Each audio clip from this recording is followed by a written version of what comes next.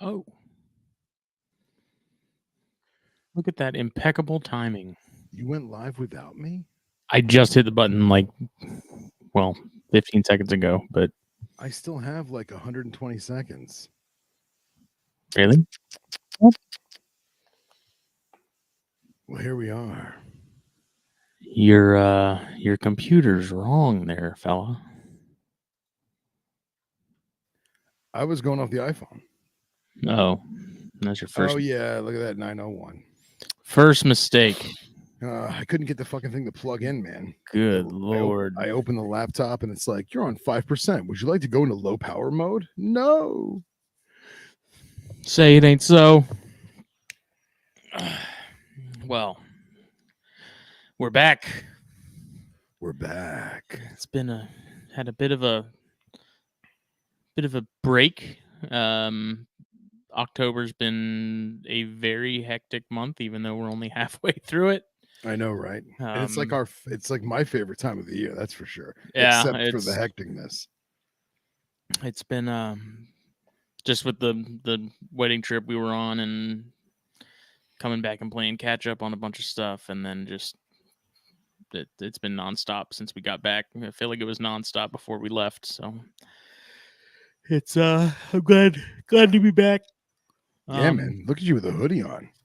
It's cooling off here pretty quick. But yeah, this is one of the newer hoodies that I did a test print on to see how it holds up in the wash and stuff. Nice. And it seemed to do okay. So have some hoodies up on the website here soon. That website being fulvisapparel.com. Check it out. Facebook, Instagram. Use the code THN at checkout. Get 15% off your order. That's an exclusive code for THN listeners and viewers like you.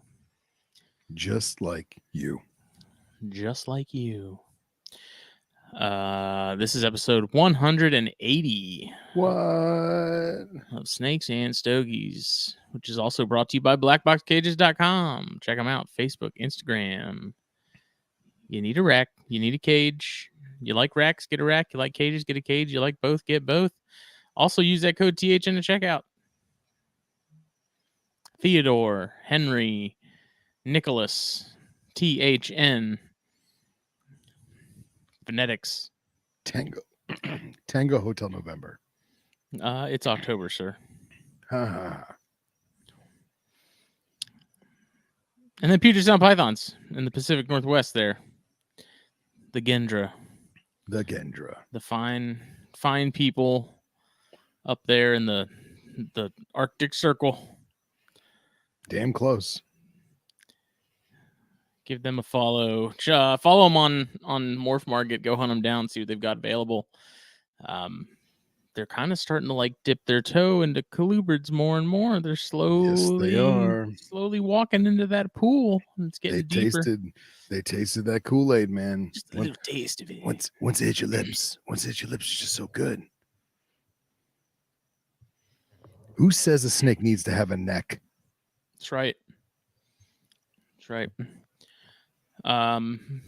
Yeah, so I mean we're back. We had Corn Stars last night, which released last night, so it's been a jam-packed THN week because we had THP Thursday and then Sunday and then now. So nice. We're making up for that lost time, or at least trying to. That's all right. Little breaks fuel the fire more. For sure. What are you smoking upon? Well, because this is episode 180, which I'm flabbergasted we're already there, I'm smoking the 40 Years Padron 1926 series in a box-pressed Toro. Nice. Delicious. Maduro. I think it is. It looks like it. Sometimes with those Padrones, man, they get some naturals that are really dark, and it's almost impossible to tell what's a natural and what's a Maduro. Yeah, I do like how they put the lot number on the band. I always thought that was cool. Mm-hmm.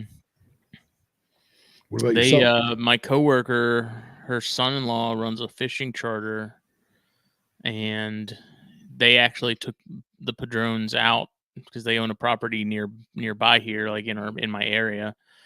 They took a fishing charter out there with them. I didn't ask him how it went. I meant to ask him next time I see him, but Very cool.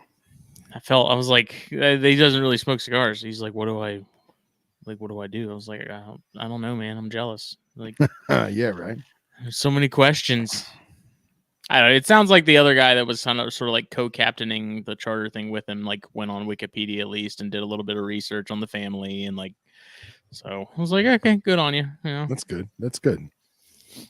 I was like, bring me back some cigars. If you don't Nice. smoke them, just let me know. I don't have anything tonight, actually. You're kidding. I'm not kidding, man. It sucks. I'm frustrated because I want something. I don't even got a Monster. I got coffee. Wow. Which, it's not just any coffee. It's cold-blooded caffeine. It's delicious. And nutritious. It's ice cold. Because even in the winter, I like my coffee iced. You know?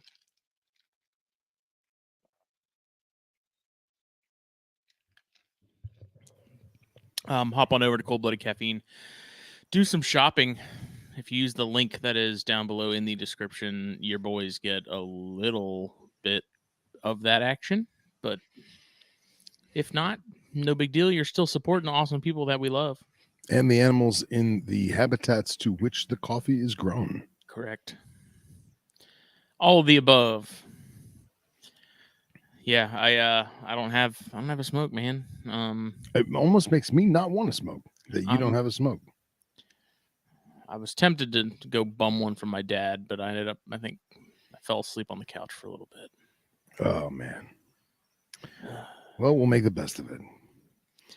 I feel like I feel naked. I feel empty. I don't know what to do with my hands. I don't know what to do. How was your week? My week was epic, to say the least. I had the privilege to go field herping in North Florida with the NPR boys.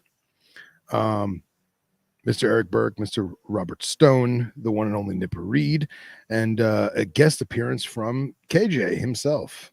And it was a good week, man. We got rained out a lot, and it got cold, which made herping difficult.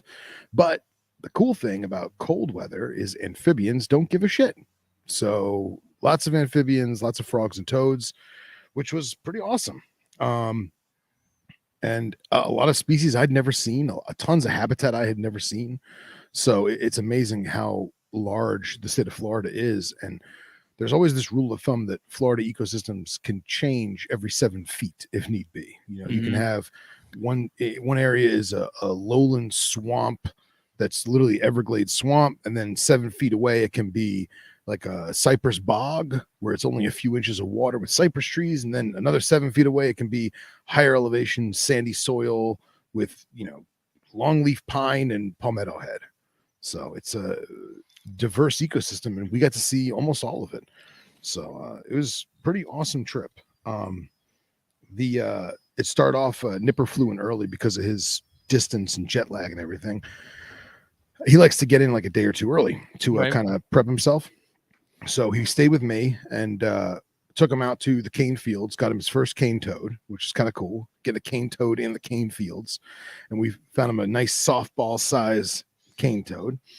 And then the following night, I took him down into Big Cypress National Park, which we got some water snakes, a couple cottonmouths, and we wound up actually going down to the farthest tip of Florida that you can go on the west side of Florida. So obviously Everglades National Park and the Keys is farther south, but when you're on the west side of the state, on the very bottom, we went down to Everglades City, and I got a new species that I'd never seen. So there's 3 different species of salt marsh snake, Nerodia clarki, and we were kind of checking the mangrove estuaries, you know, on some boat ramps, and there was this one little patch of mangroves that I guess it wasn't low tide, but it was low enough that we could have waded through it if we really wanted to. Yeah. And we were just scanning the mangrove sprouts, and I saw a snake I'd never seen before, and it was clearly a Nerodia in salt water, but it was banded like a sea crate. And Hmm. I was shocked. I was like, what is that? And then we chased it down and I tried to hook it because I didn't want to get soaking wet. And naturally I fumbled it and lost it. And hindsight, I should have took a picture with my cell phone to at least have recorded it, But Nipper and I both saw it, and it turned out to be Nerodia clarkii compressicauda, so the mangrove salt marsh snake.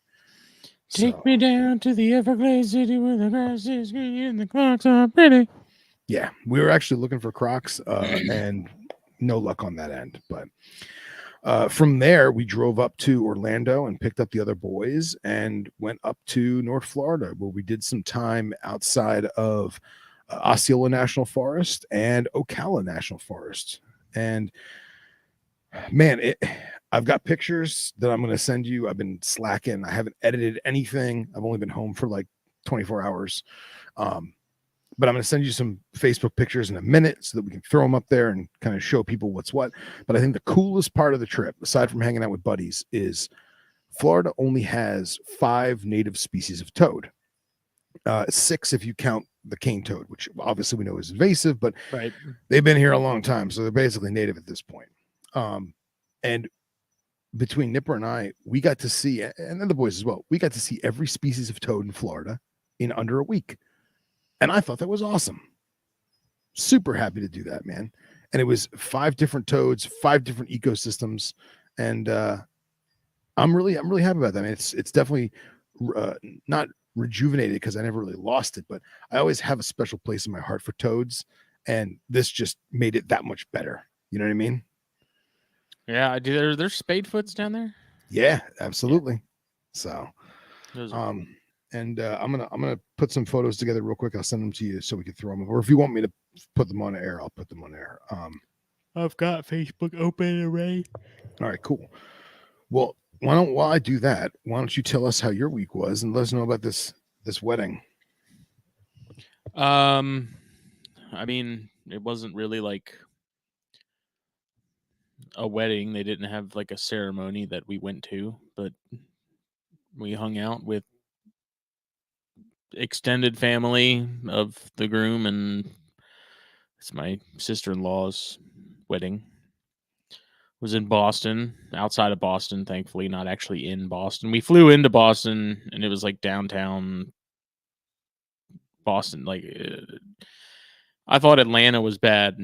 Like Boston is like another level of Really, good Lord, just the massiveness of it. And really, I'm not a city person. okay. I just anytime I'm in like a really chaotic, like you ever been through Atlanta and there's that section that's like 6 lanes on both sides, Oh yeah, like that just hellacious section that runs right through the middle of downtown Atlanta, and all that like small streets, people walking, all that stuff. I just don't enjoy being in larger cities like that. Thankfully, they live outside of all that, so we pretty much flew into Boston and then escaped from Boston as quickly as possible. And the consensus that I'm getting from most of the people I talk to that live there, they're like, yeah, we don't go to Boston. Like nobody that lives there goes into Boston unless they have to.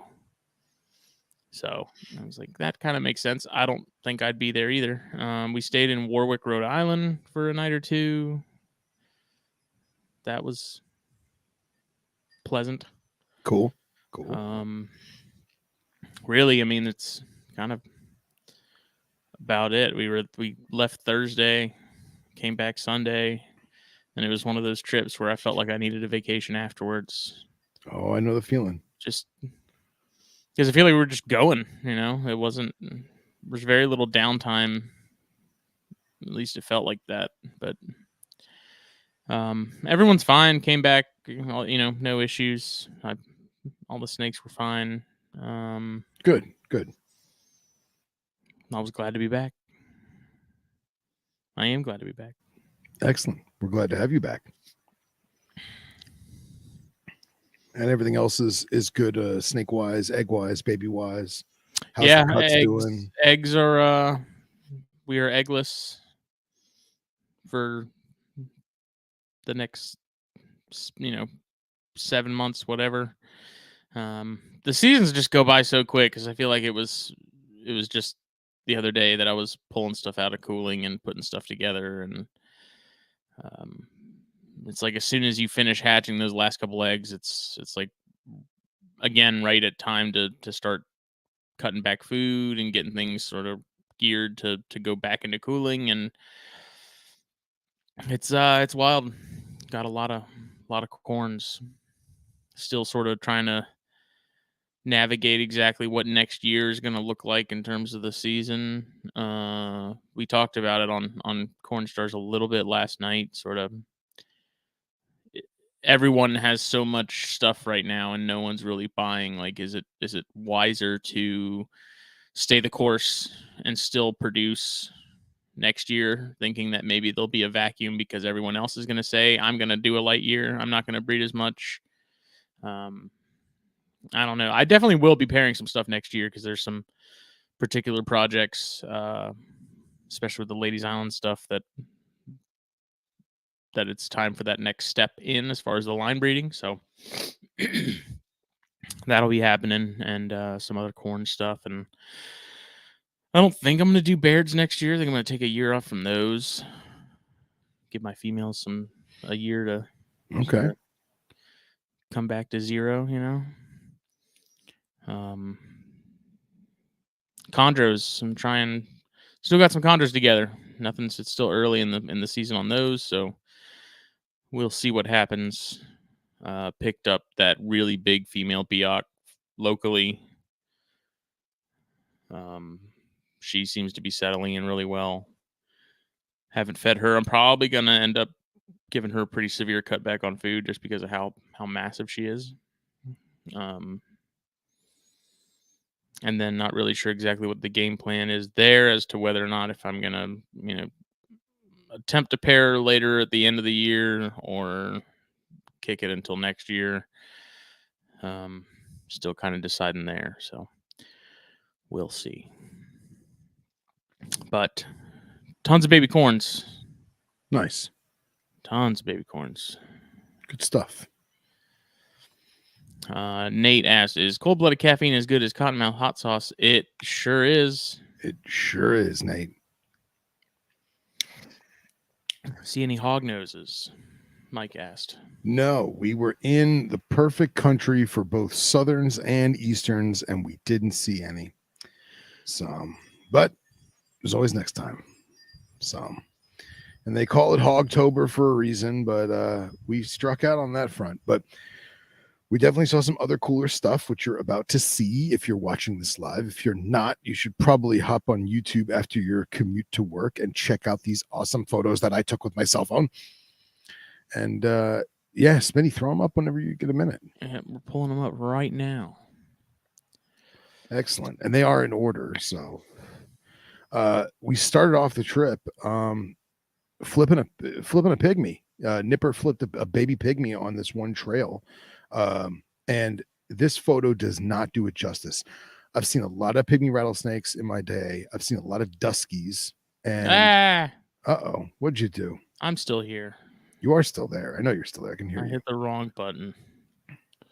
All right, there we go. Peeps. So for those of you looking, if you manage to zoom in, the yellow that's on this pygmy was not yellow. It was crazy neon Halloween orange. And I'm probably going to have to go into Photoshop and fix the colors because it just doesn't do this snake justice. I've never seen a pygmy pygmy rattlesnake with this kind of neon orange and purple hue. It was absolutely fantastic. But if Halloween phase, it's a legit Halloween, and it reminded me so much of those neon orange southern hogs, the southern hognose snakes, and it just the who's mimicking who, So here's a picture of the one and only Rob Stone photographing that exact pygmy just for scale. You see how tiny it was. I don't know if it was born. It was probably born early this summer. It had some that small though. It was pretty small. Really? No more than a year old at max. So, but a fantastic specimen. A hell of a way to start a trip. So this is actually the second pygmy we got. This one again, the picture doesn't do it justice. This snake was freaking purple. It was lavender, violet. Hold on, let me yell at my dog. Schnitzel. I'll be right back. Let me put him inside real quick. Silence. One of these days, I'm going to get on down to Harry Claiborne's neck of the woods and just go look for pigs. I got to see some pygmies, man. We have them up here, but I've never seen one. Jake just last weekend before last, he was out in like the Okatee Hunt Club area, and they saw a fresh DOR, unfortunately. And that's the only pygmy I've even seen photographic evidence of recent. Don't really see him in the ID groups around here. I think just where we are, like, you kind of have to go inland a little bit, being this close to the water and on the coast. I don't think you tend to find them as much, but if you go sort of away from the coast just a bit, now it doesn't have to be much, like the Okatee Hunt Club in comparison to the water is more inland, but it's not like upstate or anything crazy like that. So my apologies, I'm back. So yeah, you Walter. Oh, Walter, nice, man. He's back. So yeah, I'm sparing everyone the copious amounts of photos I took of all different stuff, squirrel tree frogs, pine barrens tree frogs, all kinds of stuff. But this guy right here, narrow-mouthed toad. So this is essentially number 2 on our toad list, because cane toad first, but we really don't count cane toad as a native, even though they're pretty much native. But this little booger, Nipper found this thing inside of tree bark of a rotten log, and I should have taken a scale picture with like a dollar bill or something, but that oak leaf is a pretty good. Yeah, that oak leaf is a damn good scale to it. But this toad was probably the size of my thumbnail, and I don't have big hands, but incredibly tiny and super duper cute. But yeah, they had narrow-mouthed toad. So that's our first. It's a really cool little species. It's very different from the other toad species that we have. Yeah. Now, correct me if I'm wrong, but this is technically not even actually a toad. I think it's more of a frog, isn't it? It wouldn't surprise me. I'm honestly not entirely sure. I know sort of the bulk of their diet, I believe, is ants. Yeah. I mean, there was, maggots, beetle larvae all over the place. So this thing was eating good. So yeah, we get a lot of those. So my parents, every spring, especially with their pool and their skimmer box, there's almost always a couple narrow-mouthed toads in there with some spadefoots and other stuff. Okay. So this is Cope's. Oh, this is a Cope's gray tree frog, and we found this guy nowhere near water. I mean, realistically, he's probably maybe 200 yards from a water pool or like a half-ass pond, but it was crazy. He was just literally sitting on the grass like that. So we got some pictures of his legs for ID, and then we put him back on his piece of grass, his blade of grass, to take this photo. So I thought he was super cute. Yeah, I'm not familiar with those. All right. Now we get to number 3 on our toad list. This is the Fowler's toad. And we first found a couple of them by our Airbnb. And Nipper and I were looking at them, and they were really, really pretty. And we're like, man, these are really pretty for a southern toad. And then we went up looking up that I guess the ridges on the skull are less defined on a Fowler's, and then they have these unique bands on their forearms and their hind legs. You can kind of see them on the hind legs. Yep. Dude, this toad was so pretty, man. So pretty. And if I didn't have a whole 4 or 5 more days of herping, I probably would have took this guy home and set him up, because this may be my new favorite toad in Florida. Just so pretty, super textured, crazy. I don't even know how to describe it, like a blotched pattern with banding on the arms, just an awesome amphib. So very handsome. Very handsome. Hey. So we didn't find Yes. we didn't find many snakes, but this snake was extremely photogenic. This is the rough green snake. That's a very yellow. Yeah.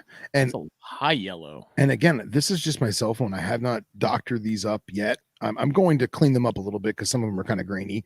But this snake was super photogenic. It sat still for us. It actually, I was holding it while we were kind of like staging our little photo shoot, and the thing saw itself. It saw its own reflection in my sunglasses and was like eyeing me up at eye level. It was super cool, man. I never had a snake do that before. It's such a cool species, man. Yeah, super underrated. Some of the first ones I ever kept was 2 of these things together in like a 10-gallon.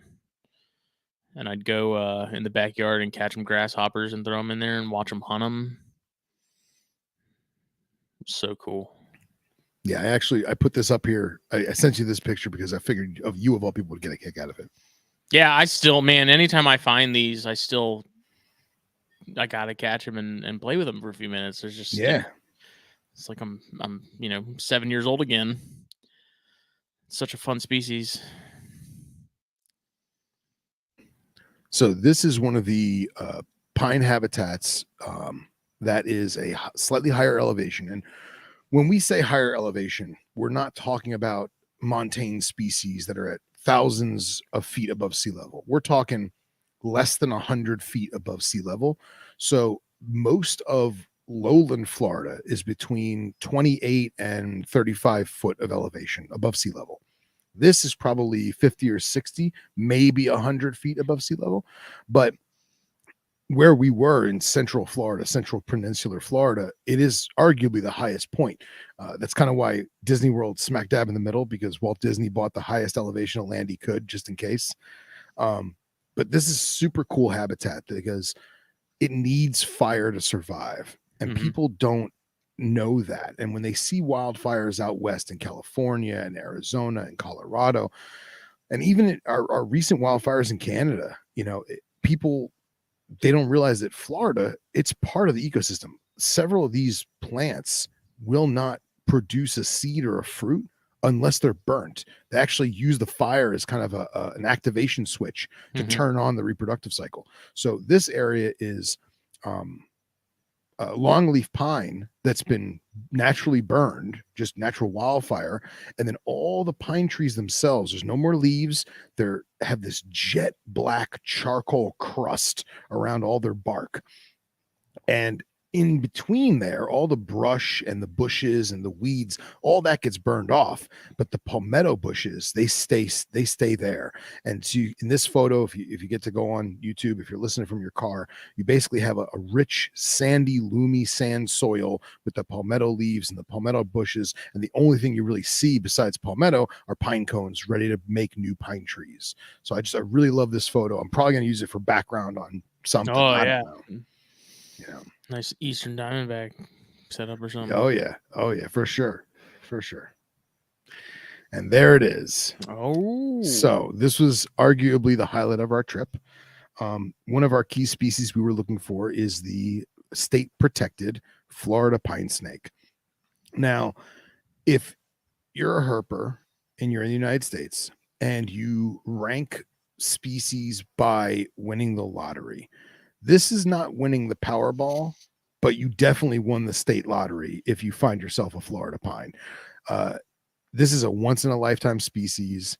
I've seen a handful in captivity, but I've never seen one in person. This may be the last one I ever see in person because they are just that elusive. And this is the most textbook specimen you could ever have found. The amounts of burgundy color and rich reds and browns in their scalation of this snake, these photos just don't do it justice. It was probably around, I don't know, 72 degrees. It was overcast. It was raining. It had just stopped drizzling. We were driving on this dirt road and it was like, you know what? This is a dud road. It's too cold. It's too wet. Let's turn around. So I made like a half-ass U-turn.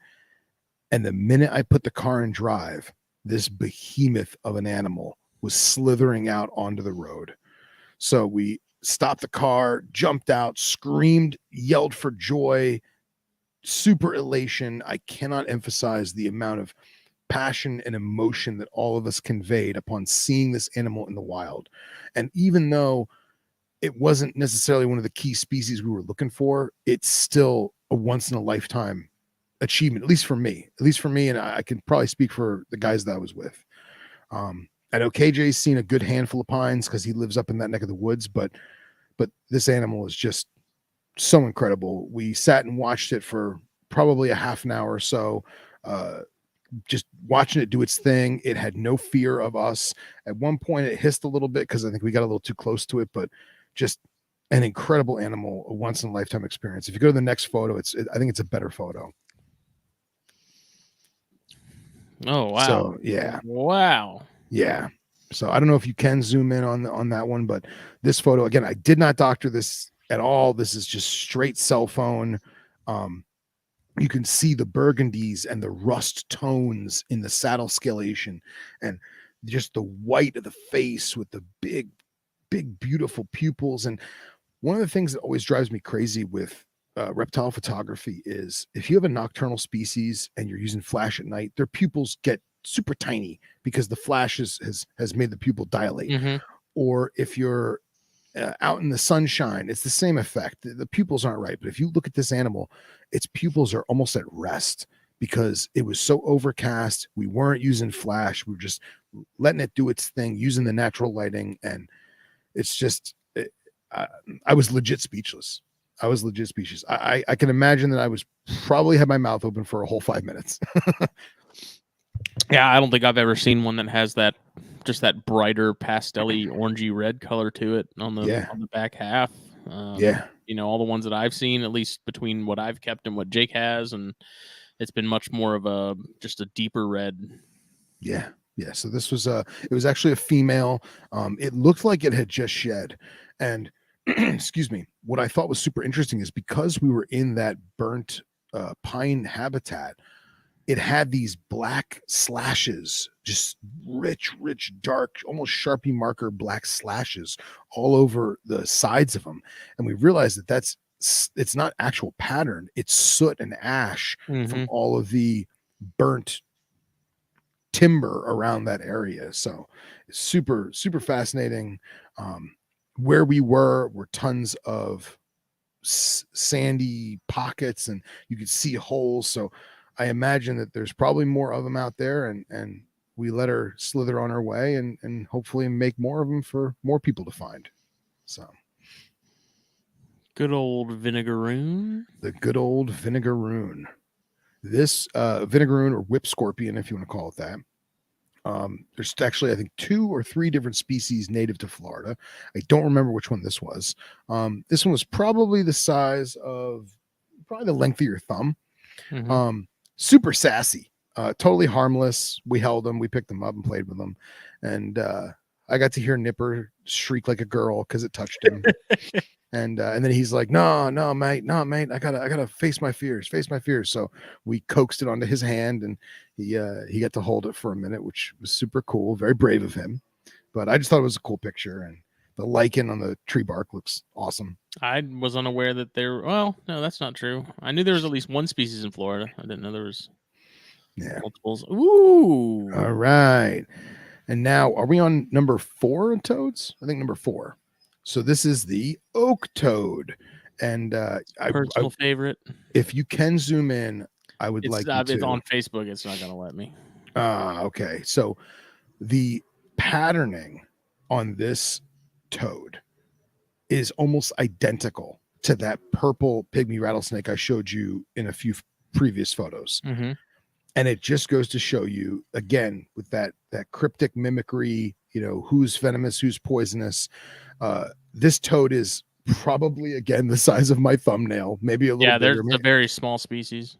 Very small species. And but dude, the purple hues with like these charcoal saddles, it almost looked like, remember that old Vietnam tiger camo from the 70s?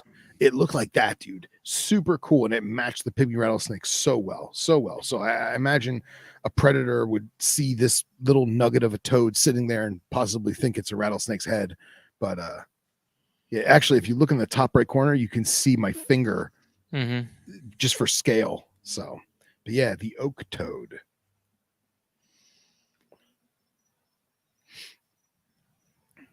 All right, here's number 5. This is the southern toad.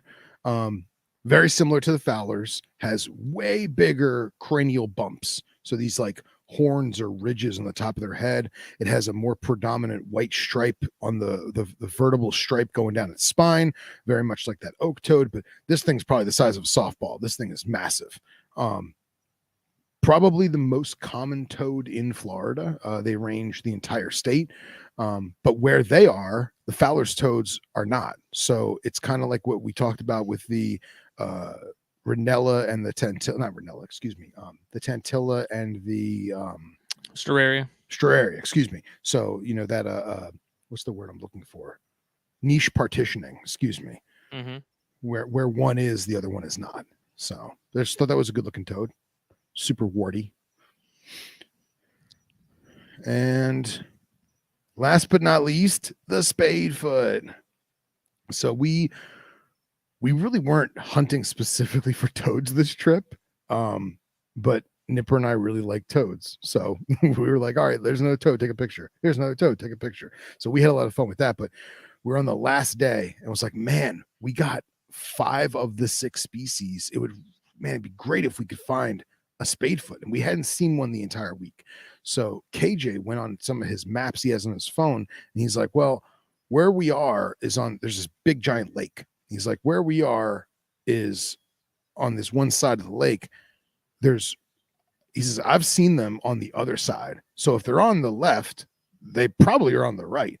So we decided to go for a walk, and literally the last species of the trip, we found this little female sitting there looking super cute with her little bug eyes, and that completed the 6 species, man. So it was good times. That's a cool species too. Yeah.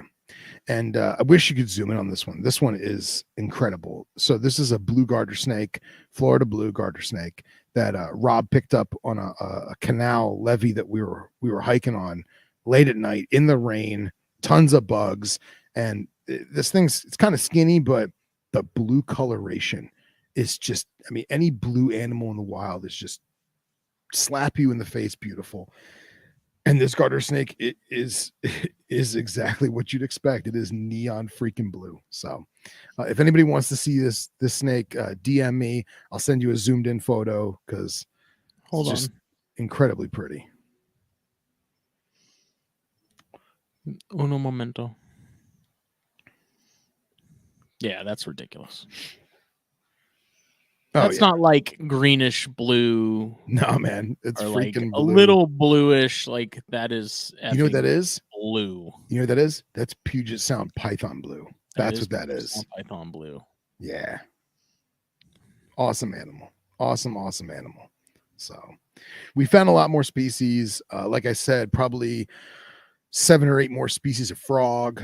No salamanders, no sirens. Kind of bummed about that, but it was just the weather wasn't right. We had a low pressure system come through. It was like 46 degrees one morning, so we weren't going to find too much, but we definitely got a lot of amphibians, a great handful of snakes, a couple cottonmouths, some water snakes, a couple Florida water, banded water, green water. I'm trying to think what else. A couple more pygmies that I just didn't get pictures of, but it was a fantastic trip, man. It really gave me a new appreciation for amphibians. It did. What you pulling up here? Oh, okay. So this video is kind of choppy because Facebook ruins it, but this is a great photo of what I call Florida jungle. It is not jungle like Borneo, but it is hot, humid, low, wet, and it's just sandy enough for palmetto heads, but the oak trees basically make a jungle-like canopy, and everything is just thick and saturated and very, very hard to find stuff. This is very similar terrain where Rob Stone found a coral snake, and as he says, coral snake, and jumps to like snatch it safely, it goes down into the leaf litter, and we never saw it ever again. Disappears, dude. It's amazing vanished. How fast they are just, yeah. You like know, Houdini, they just teleport and they're just gone. Legit. As soon as they get out of your eyesight, they're gone. Legit. So one of us saw coral snakes. One of us saw a coral snake, excuse me. There were no pictures of it. I mean, we believe Rob. We trust Rob. Rob knows what a coral snake looks like, but now he's definitely destined to find one and get that tick on his list, you know. Yeah, that's what a lot of my area is like with those, those palmetto stands and yeah, man. It was crazy how much ecosystem we went through in such a small area. And I mean, we drove a lot. Realistically, between taking Nipper out to the Glades, driving all the way up north, going from realistically the Georgia border to Orlando and back, we did just over 2,000 miles in the car between road cruising and everything. And then we did around 33 miles on foot. wow. So, yeah. I mean, some days we did more than others, but we did about 33 miles for the whole week, on foot. So it was a great week, man. But it wasn't cold the whole. No, it was only a couple days, right? Yeah, basically Monday it got cool. It was like in the 60s, and Tuesday it got real cold. It was like in the 40s in the morning, but then it was probably 80 during the day. And then it consistently stayed 70s to 80s and warmed up progressively and got more humid progressively as the week went on. So typical Florida. Yeah. But it was at least productive. Yeah. Oh, most definitely, man. Most definitely. Absolutely. Where did Nipper fly into? So I had him flying to West Palm because it's very close to Anna Maria's house. So her and I picked him up from the airport at like 8:00 at night. We grabbed some food on the run, and then I took him out to the cane fields, and then we road cruised the cane fields for a few hours, and then he stayed at my house that night. I had to work the next day, so he went up hanging out at the house and sitting by the pool and just chilling with my while I was at work. And then after I got out of work about 3 hours early, and we saddled up, went out to Everglades City and Big Cypress and bombed around there. And then the next morning we drove up and picked up Eric and Rob from Orlando International Airport. Gotcha. Cool. Yeah, man. Well, I know me and Jake keep talking about going back out and cruising the hunt club, and I know he's done that while I was gone, but he found a nice little cane, and then he found a DOR pygmy. All right. Which I was saying while you were gone, putting the dog in earlier, like pygmies are like they're around, but they seem to be very difficult to come across. And so like that was the first pygmy that Jake has seen, and I think he said like 7 years. Really? Yeah. Interesting. What color was it? Was it more of a? Carolina, right? Yeah, it was darker. But it wasn't a dusky. You're just north of that dusky range, right? I believe so. Okay. Super cool. Yeah, I've only ever seen duskies in the wild, so I got to get the other two on my tick list. Yeah, I'd love to see some. Yeah, man, I learned this trip that I'm definitely spoiled living in South Florida road cruising, because if we don't see anything for an hour or two, we'll just go home, you know?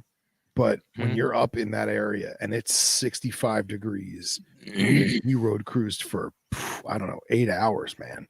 And we found stuff, but like, it's just so crazy. The time differences in terms of temperature and what comes out at what time of day. And it's totally different. So it was definitely out of my element. And I'm glad that Rob did his homework, and I'm glad we had KJ there as the boots on the ground. And, you know, that all of that was quintessential in finding that pine snake, you know?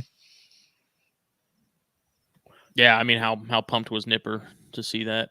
Oh, dude. Honestly, though, Nipper enjoyed it. He's he's already looking at getting a pair for himself in Europe. But honestly, I think me and Rob really were amazed. I mean, I was speechless, and Rob was he was elated, man. He was just in shock and awe, because you hope to see one, maybe you see a juvenile, you expect it to be that kind of off-white gray with some like gray or maybe brown saddling. You don't expect to see that just that incredible once in a lifetime burgundy animal.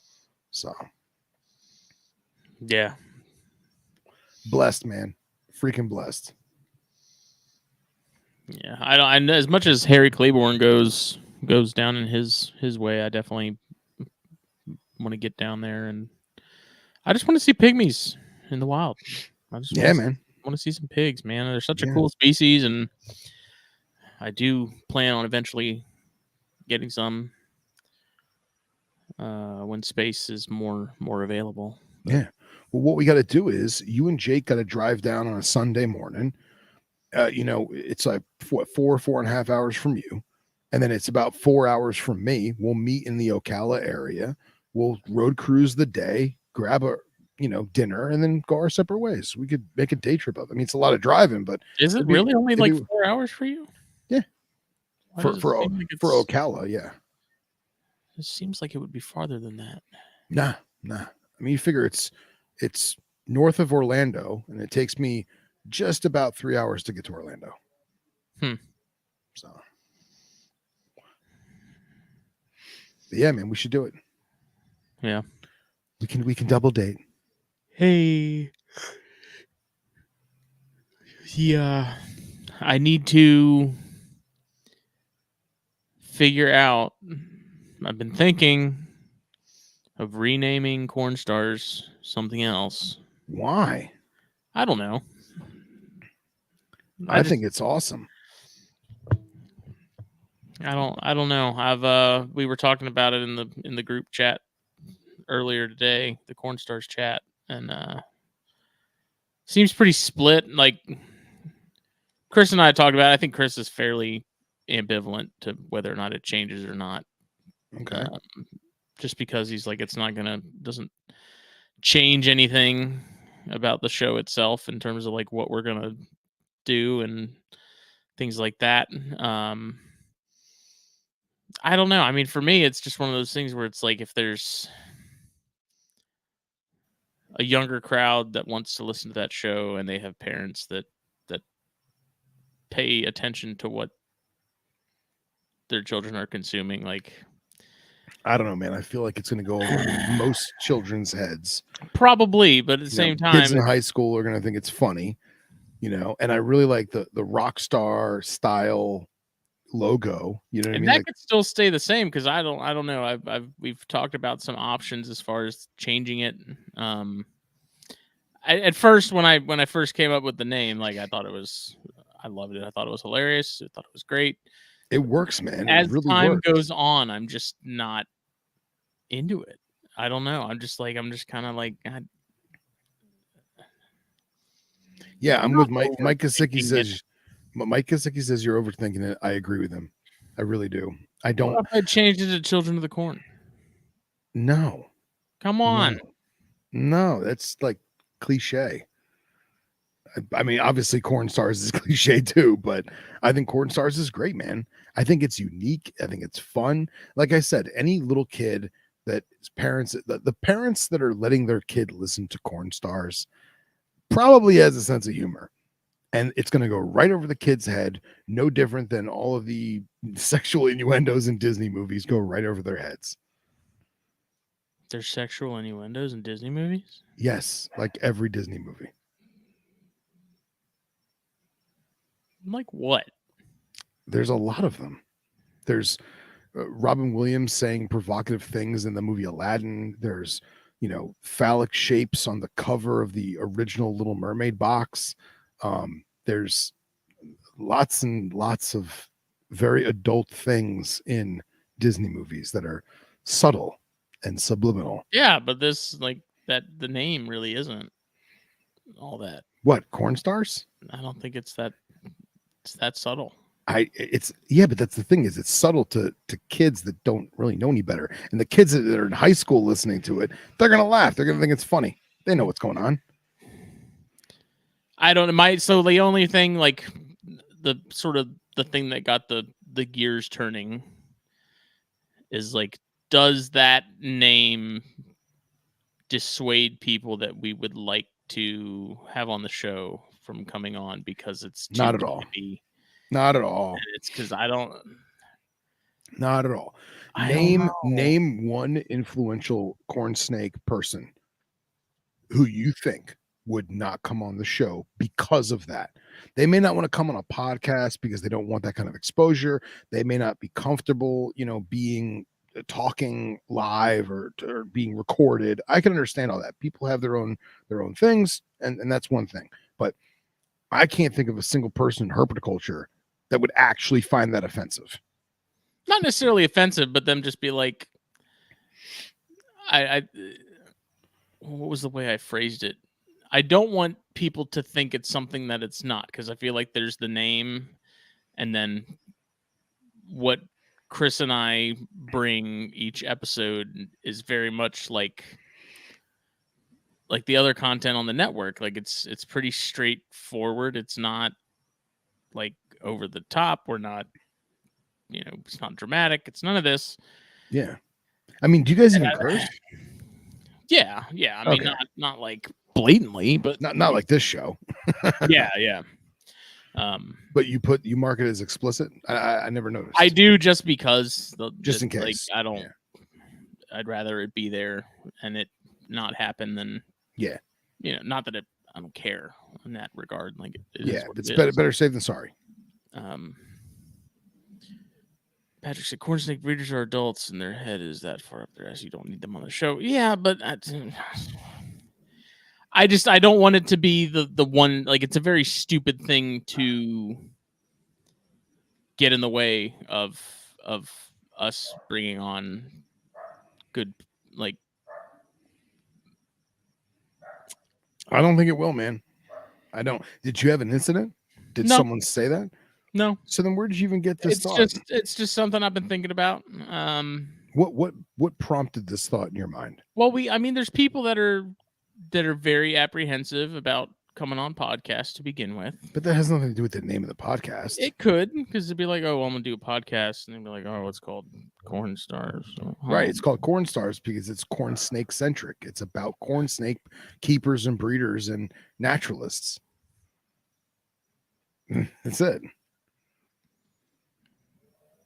I guess I'm overthinking it. I don't know. I'm thinking. So, I mean, I got to think about the network overall and where things can be improved and like what's possibly holding us back in certain regards. And, I just like, there's people, again, like there's people that are apprehensive to come on podcasts. And it's like, we try really hard to make it easy for those people to be like, okay, I'm going to, like Carol, who we just had on yesterday. She's like, she's not a big talker, or so she claims. She did great. The conversation was awesome. It was a great episode. I really liked it. Really enjoyed talking to her, and that was something that took a while to really, she had some things come up personally. So we had to definitely put it on pause for a while, which is fine. Right.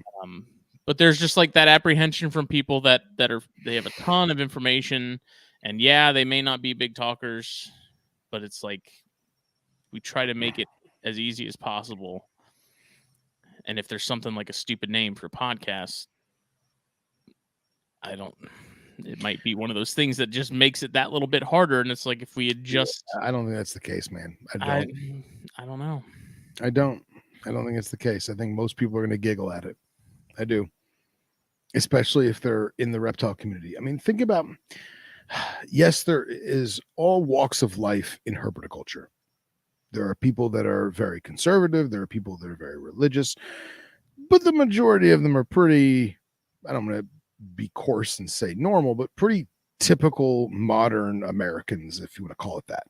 And the name Corn Stars, I think, is not only very catchy, it's memorable.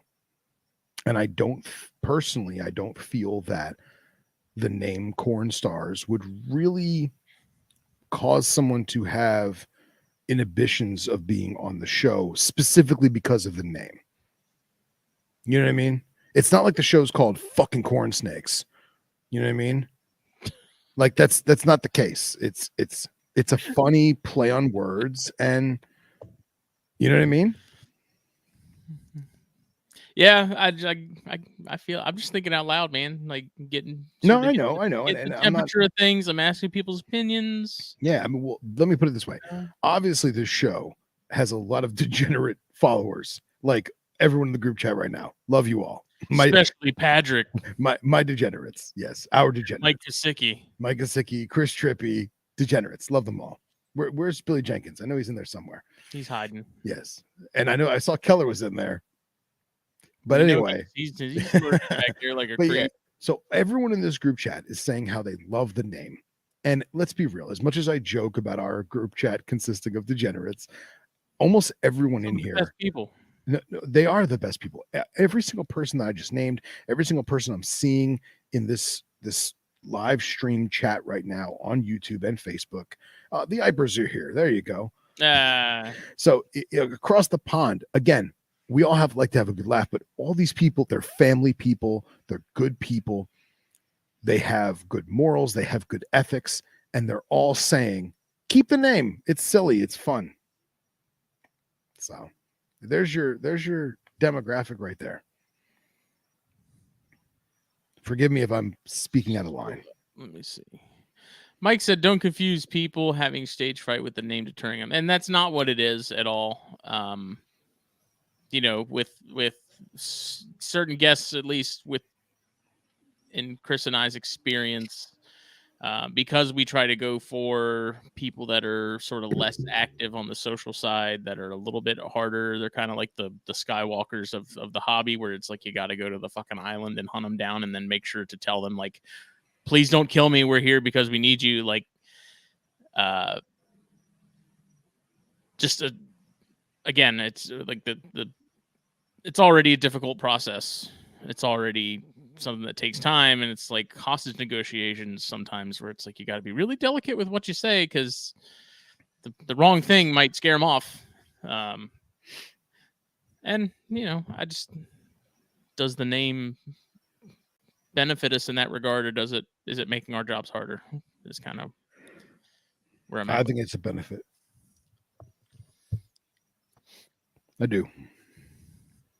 It hasn't been a case like we haven't had anything yet where someone's like, I'm not coming on the show because of the name. Like that's not the case. That's not. I've never had anyone say anything about the name. Yeah. I have had people comment because Jake and I were just sort of talking about this briefly on Thursday. You know, they were like, "Well, I got a cornstar shirt, but you know, if I'm going to like something at my kid's school, I can't exactly wear that." Yeah, but I also can't. Part of the, I can't wear a shirt to a kid's school that says Smith and Wesson on it, you know, or I can't wear one that says, you know, look, my shirt right now, it says I smoke cigars and I know things. And Maria's mom bought it for me. I love this shirt. I'm not going to wear it to a school function. You know, Why it's not? smoking because it's inappropriate for kids. Cigars, it's different. It's not bad for you like cigarettes are. Anyway, although I do agree with you, it is still inappropriate to wear at a school function. I'm not going to wear a shirt to church that says, that's what I know, or that's what I do. I smoke cigars and know things. Like, I'm not going to wear corn stars necessarily to a family reunion with all the old people there. Like, it's just, it's not that big a deal, though. You're overthinking it. I'm just thinking out loud again. Maybe I am overthinking it. I don't know. I'm just getting people's opinions because I'm curious as to you know, overall what everyone thinks. Yeah. Well, for this group, we all say keep it. How many under 18? Not a lot. So the largest, a large majority of our demo, I'll look it up right now, is actually I think between like 18 and 27. Okay. I can look it up on Spotify.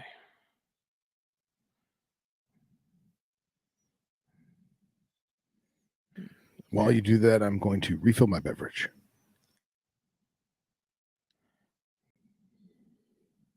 What is? I don't want this. Go away, Spotify. Stop it. That's cool. It's just not gonna do what I want it to. Let's check SoundCloud. That's probably a better insights. Audience.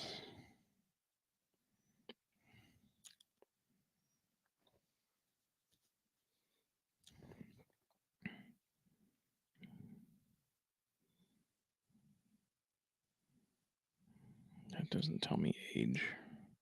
I don't know. Spotify breaks it down.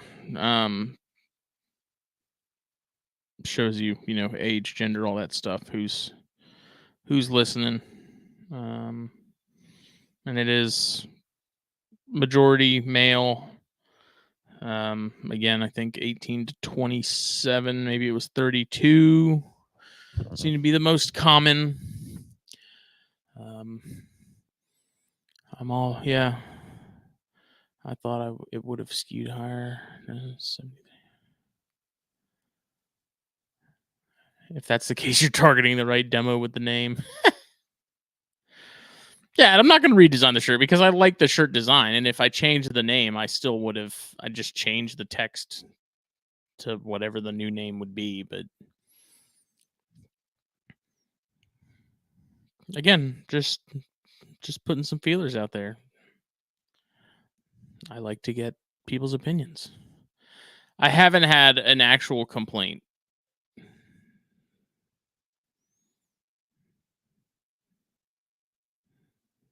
Chris seems fairly indifferent. So, yeah, that is probably the average age for people who listen to pods. Let me pull it up on here.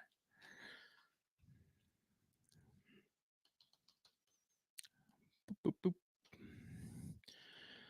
Wireless keyboard. I don't know why I'm logged in on the podcast app, but for some reason, none of my stuff shows up.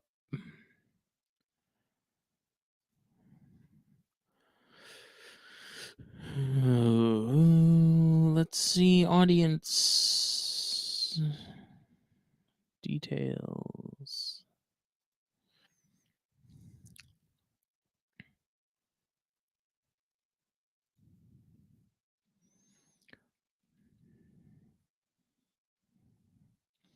Uh, 85% male, 9% female, 5% not specified, 0.89% non-binary. I don't know how that works. Age, so 0.62% age 0 to 17, 8.82% 18 to 22, 25.2% 23 to 27, 27.13% 28 to 34, 23.11 34 to 44, 13.53 45 to 59, 0.56 60 to 150, and then somehow 1.03% unknown.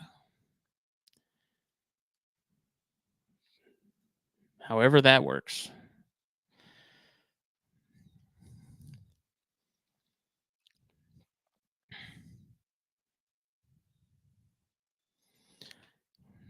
Let's see. Maybe also have a shirt option that doesn't have corn stars on it. I would buy that. Personally, I don't want shirts with the name. I don't want to watch Snake Discovery. Their audience skews young and they speak to it. Fair enough. Then leave it. You would burn your marketing for no reason. I don't think it's burning anything. I don't think it would make much difference except for my slight peace of mind. Tyson said, I didn't care about the name. I was just excited to have a pod specific to corns. Overwhelmingly male, 18 to 34. Yes. Yeah. So the majority, 27.13% of our listeners on Spotify, Phil, are 28 to 34. Of this show? All of it, the whole network. Oh, okay.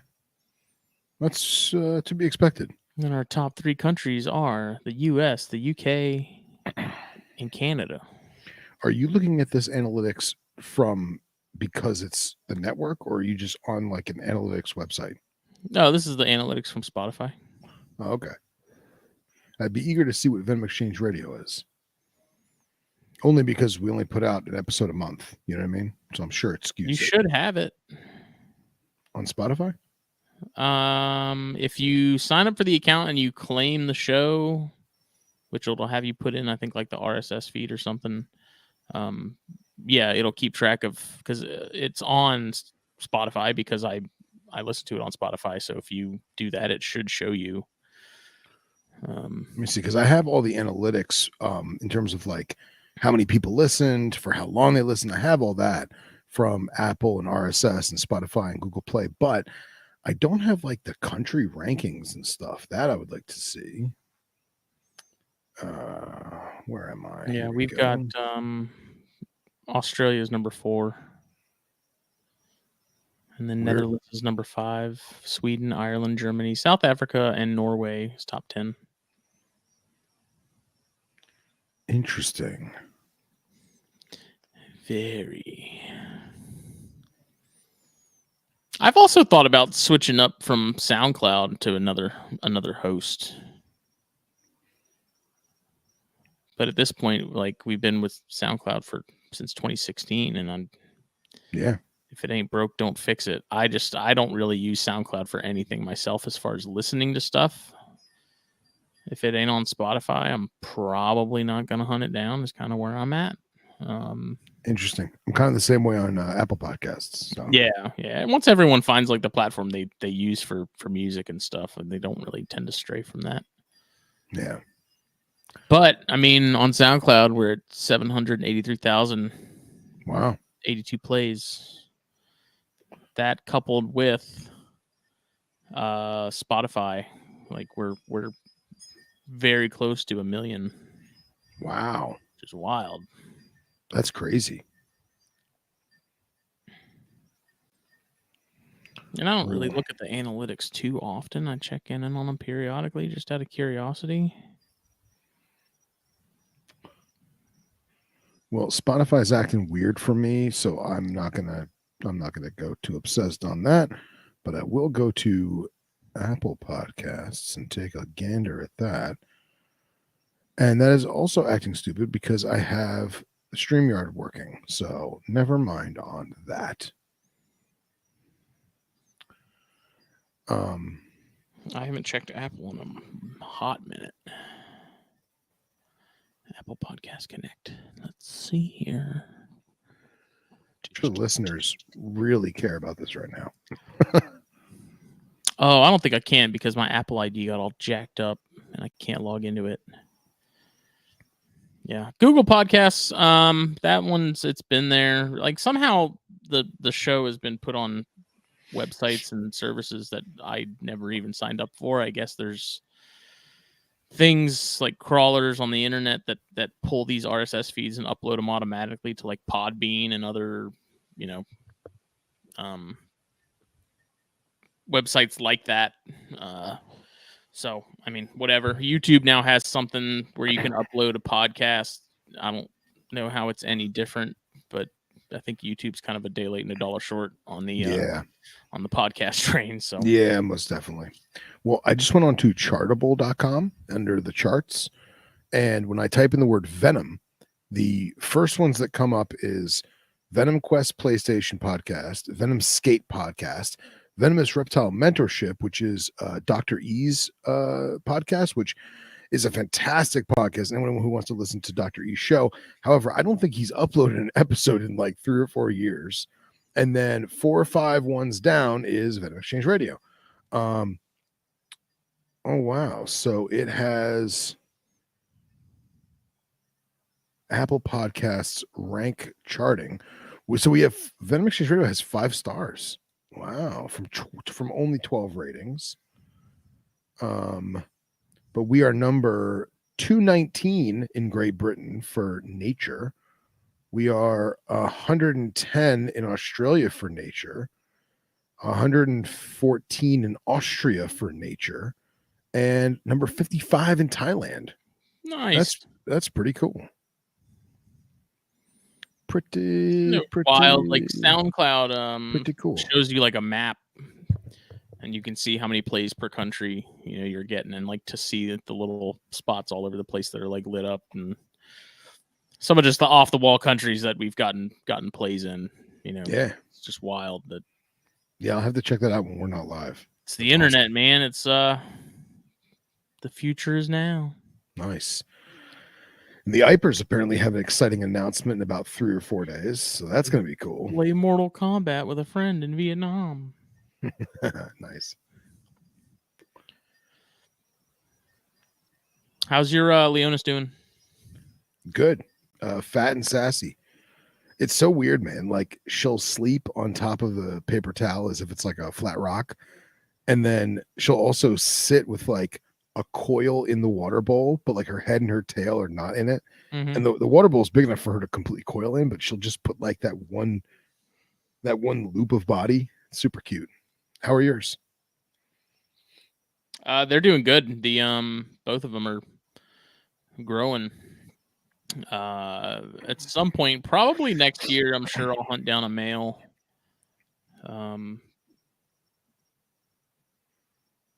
Not sure exactly which route I want to go as far as that goes. I guess kind of just because the two females I have are so different from one another in terms of phenotype.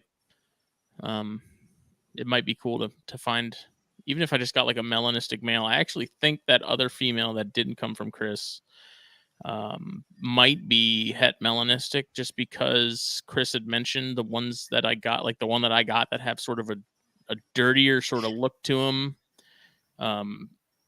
Typically ones that have that sort of appearance carry that melanistic gene somewhere or another. So nice. it'd be cool. I don't know. The melanistic ones really don't do a whole lot for me. I feel like it's kind of like all white snakes, like leucistics and stuff like that. Like how much blacker can you make a snake? Yeah. I don't know. I like one of the things about Leonis I like a lot is just the fact that there's so many options and so many things you can do. And it's like, why would you want just to do a black Leonis? Like you can get an MBK if you want a black king snake, you know? Yeah, exactly. And it reminds me of squams, man. Like you can breed a green mom to a red dad and get whatever rainbow babies, you know? So I will say this though, when we were up in North Florida this past week, we saw a melanistic Florida softshell turtle. Oh, I bet you that was cool as hell. Actually, I will send you that picture. Do you have it? Dude, super cool. I had never seen anything like this before. And KJ was saying that the easiest way to tell that it truly is a melanistic is the eyes are gold. And here I'm sending it to you now. And if you zoom in, you can see it's a black turtle.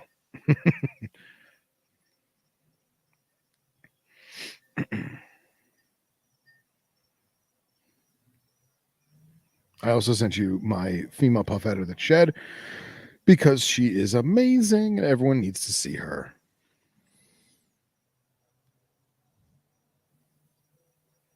Let's see. Jeff Frederick in the house. Like the dark Brettles I love, like I guess I don't know if you'd call them melanistic, but there's some species where I think it is really cool when you have something that's like all black. Like the all black Jansen are neat. I don't really have much of a desire to get them, but they are cool. It's just like when you're dealing with like sort of generic North American colubrids, and they all kind of have the same body shape, and they all just kind of look the same, and they're all the uniform color. It just doesn't do a whole lot for me. Yeah. But dude, how good's that puff adder? Ridiculous. Ridiculous. If people could zoom in, that snake is pixelated black and gold. It's a Desai in Bitis form. Yeah, it's a Desai in Bitis form. Oh yeah, love that snake. She's killer, man. Absolutely killer. She shed right before this picture. So right before that picture. Yeah, like she shed, and then and then this actually Nipper took the picture. She shed the day before he got here, and I was like, "Oh, hey, she just shed. Take a look," and took the picture. So here, I'm gonna share the window here. Yeah, go for it. So we can zoom in. I just gotta download them. It's all right. Gotta load up my hard drive with all these pictures. Thanks, Lisa, and thanks, Jeff.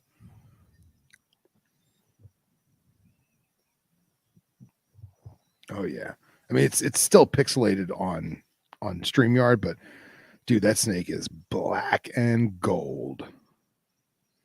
Black and Oh, yellow, black and yellow. love her, man. She's such a great animal. Just can't wait to see what she produces. Now I'm opening the soft shell. I haven't seen a soft shell up here either, and we're supposed to have them. Yeah. Do you guys get spinies or the Florida I have ones? no idea. Okay. I've never seen one, so I couldn't tell you.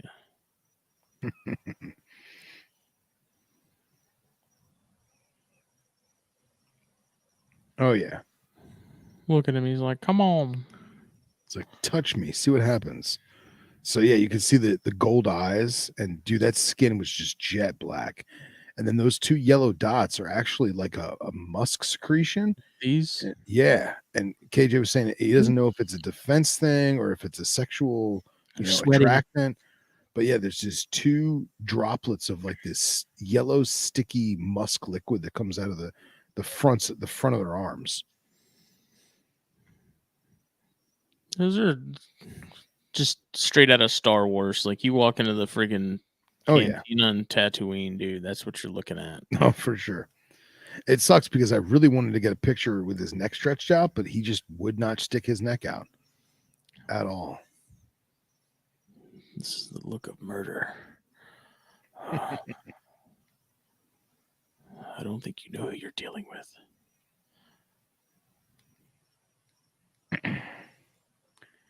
How big was it, Lisa? I would say it was probably a full-grown male, so maybe 15 to 20 inches in carapace length.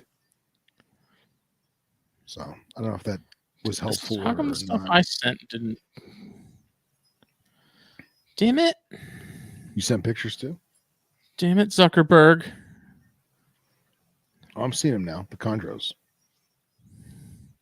Yeah, so this is funny because this is that new Biak girl that I got that is just an absolute chunk. Nice. Like I had to put my camera on like the furthest zoom out it could, and like that. Look at how much that freaking PVC is flexing, dude. Nice. Nice. And I'm assuming by the long piece of PVC you're using as a snake hook that she is a bit defensive. No, she's not too bad. She was just perched on it, and I took her out to get some sort of outdoor pictures and videos of her. She's really not that bad in comparison to my adult male. I mean, that's her again. She's big. Oh, nice. Nice. She's a Biak. That's for damn sure. Yeah, dude. Look at all that yellow. But she's not horrible. She seems like she'll get a little pissy if you give her enough time to sort of stop and realize what's going on. But it's a good looking animal. She's a big one. Oh yeah. Oh, look at that head. Oh, I love the yellow in the eyes, like yellow eyebrows. Eyebrows, yeah. Yeah. She got some yellow Groucho Marx eyebrows. What you gonna do about it, eyebrows? Got the blues at the base of the like where the scutes and stuff kind of start, which is nice. You got a good bit of the yellow, or not yellow, but the white scales, and just a good looking snake. She big, 5 years old. Nice. Hopefully be back to producing some captive bred Biaks and some other stuff down the line. I think actually she's in my opinion she's overweight. She's pretty fat. Yeah, she really doesn't have a lot of wrinkles. Gonna cut her back on food, and then again maybe come December possibly pair her with that Biak male, and I think if she laid a clutch, that would kind of help her cut some weight pretty good. Yeah, pretty good bit. So most definitely. And Jeff had a good idea about my excavator clay. He was saying add some tree fern or cocoa fiber into the clay, kind of like rebar and cement or fiberglass and resin. It's a fantastic idea, and it would actually add a lot of texture to it as well, I think. I don't want to say I gave up on that idea, but trying to do what I wanted to do just didn't work right. So I'm probably going to honestly go to a actual ceramic clay that is one of those ones where you don't need a kiln, you can just cook it in your convection oven, So I'm probably going to try and make some stone art out of that in my normal kitchen oven, and then add that into the excavator clay. So if the animal tries to dig or scratch at the rock or stone that I've made, it won't break apart or damage. But if they want to dig in the actual excavator clay, it will degrade the way it's intended to, if that makes sense. So I'm probably gonna dabble that in the near future. So especially the next project is once I finish the Transpecos Copperhead vivarium, next one's gonna be a BlackBox cube that'll be for the adult Subok. And that one I want to definitely do some kind of rock cut wall stuff to it. So pictures to come.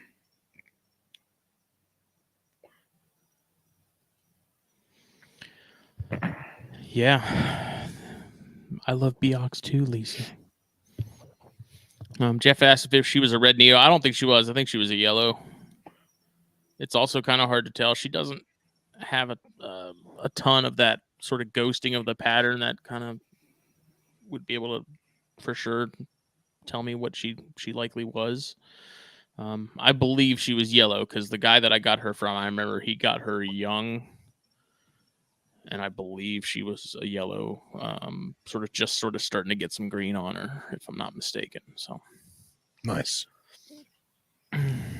Nice. Is there are red Neo Beox known to produce as much yellow in adults as a yellow Neo?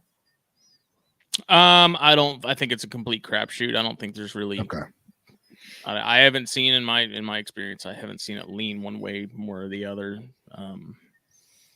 The red thing definitely seems to be, from what we know, red seems to be sort of a dominant kind of trait. So if you breed a red to a yellow, or you breed a red to a red, you're likely to get more reds. You can still get an even mix. I mean, so that first clutch that I got, that female was a red neonate, and that male was a yellow, and that whole clutch was reds. So genetically, there's something to the red over the yellow thing. As far as like what that is, I don't think anybody knows yet. But okay.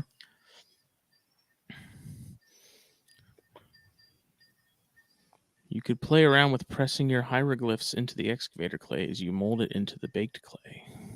Yeah, that's a good idea too. I'm going to I haven't bought them yet.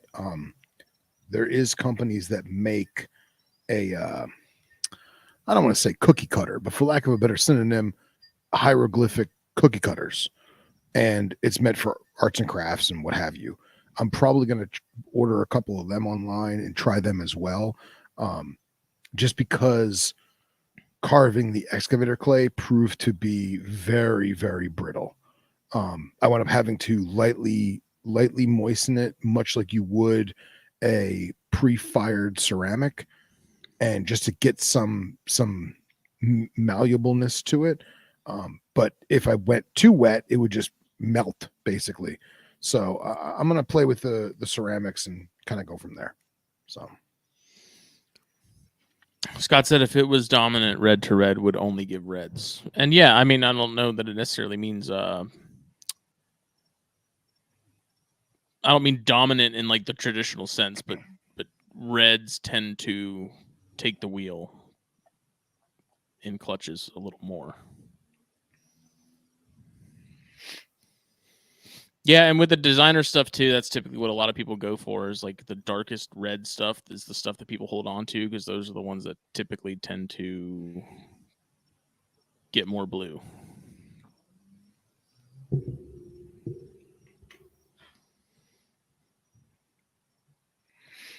Yeah, I didn't watch that mutton episode. Yeah, that's going to be a hard decision for me. But and yeah, Jeff, I appreciate it, man. I'll send you pictures with progress. So I am really surprised at how well the cookie sheet with wax paper worked. I really want to try it with some other media because the excavator clay was too thin, it was too brittle, and it just broke like peanut brittle. But using a cookie sheet or a baking pan with wax paper, it worked exactly like I thought it would in terms of making a thin ceramic, for lack of a better word, or thin clay layer. So was he saying like if you took fiberglass and like put that in the middle of it? No, he was saying the way that they put fiberglass into resin or they put rebar into concrete to reinforce the solid media. If you put cocoa husk or cocoa fiber into excavator clay, it would do the same thing. So, but I do feel like because excavator clay is honestly designed to be excavated, it's designed for an animal to burrow into it. It would probably keep its rigidity better with that, but it's still gonna dust up and crumble up, and it's meant to be dug into. So it's meant to be excavated. It's meant to be excavated. But I'll tell you, all the fake rocks and stuff I made for the healing enclosure, they hold up real well. And I mean, she walks all over them. She's got those big, crazy corn chip nails and those Frito toenails, and it really doesn't break apart with her. So, but if I take one of those stones in my hand and I squeeze it real hard, it'll just crumble into powder. So, but time will tell. We'll see. And I definitely want to do a cracked earth, kind of like how now what's his name? No, I can't remember his name. Now I feel like a jerk. Somerville, thank you, Matt Somerville, and honestly Hansen too, Jake Hansen, with his cracked earth that he's got for his snakes. I need to hit him up. I haven't talked to him in a minute. I know. I feel like we've barely talked to him these days. We got to catch up. I think that you could probably do that with excavator clay if you had a thick enough clay that was wet enough and you burnt the crap out of it with like halogen lights. I bet you it would do it. The only problem is, depending on the animal you put in there, those cracks are going to crumble. They're going to fall. Yeah, I mean I guess that's kind of like how does Matt do it to where it remains looking like it's supposed to in the snake? So from what I gather, he's using black soil from Australia, and we just don't have that here. So fair enough. Yeah. Scott says cracked earth is easy. They've done it for decades. I'm sure you guys have. We don't have that dirt here, So we got some of the sandiest soil you could ever want. Yeah, right. It's great for drainage.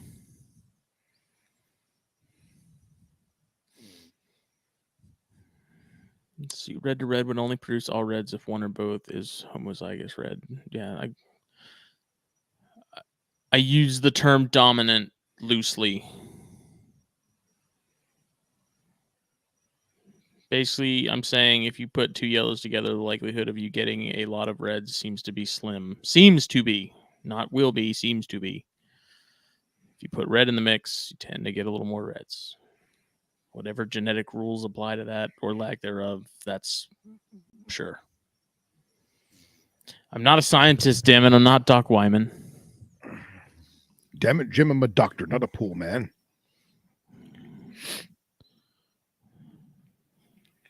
So what's on the horizon for Palmetto Coast Exotics?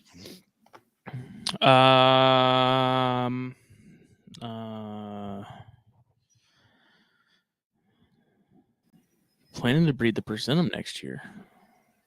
Hell yeah, mother trucker. Should be interesting. If those babies are even just a smidge as hateful as the parents are, that'll be fun. Nice. Gonna go again. We talked about the Jansen eye and sort of